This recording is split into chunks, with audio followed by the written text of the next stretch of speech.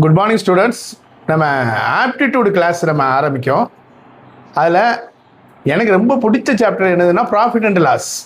Profit and லாஸில் நிறைய formulas போட்டு நம்ம குழப்பம்னு குழப்பாங்க. ஃபார்முலாஸ்லாம் வேண்டாம். லைஃப் மேக்ஸு சாதாரணமாக நம்ம ப்ராக்டிக்கலாக என்ன யோசிக்கமோ அதை யோசித்தாலே நமக்கு ஆன்சர் வந்துடும்.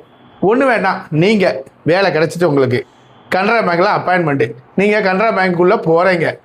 நாளே ஏதோ ஒரு விஷயத்தினால லேட் ஆகிடுது.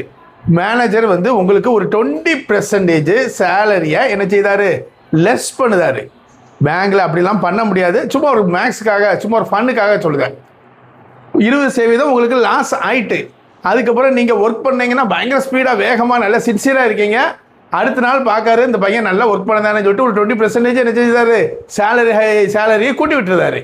இப்போ உங்களுக்கு லாபமா நட்டமா, ப்ராஃபிட்டா லாஸா, ப்ராஃபிட் பர்சன்டேஜ் எவ்வளவு, லாஸ் பர்சன்டேஜ் எவ்வளவு, ப்ராஃபிட்டும் இல்லையா லாஸும் இல்லை, ஈக்குவலா அப்படின்னு தான் கொஸ்டின்.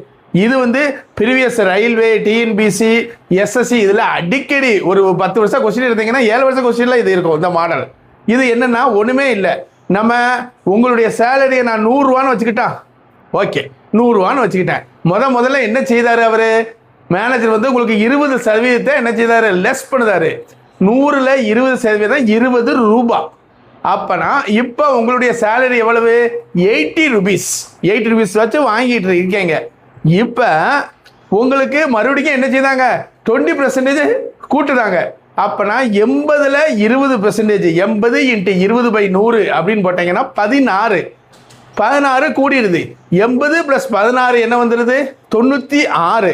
முதல்ல வாங்கின சேலரி 100 ரூபா, இப்போ வாங்கின சேலரி 96 ரூபா. எவ்வளவு லாஸு, 4% லாஸ். இப்படி யோசிச்சுட்டு போயிடலாம்.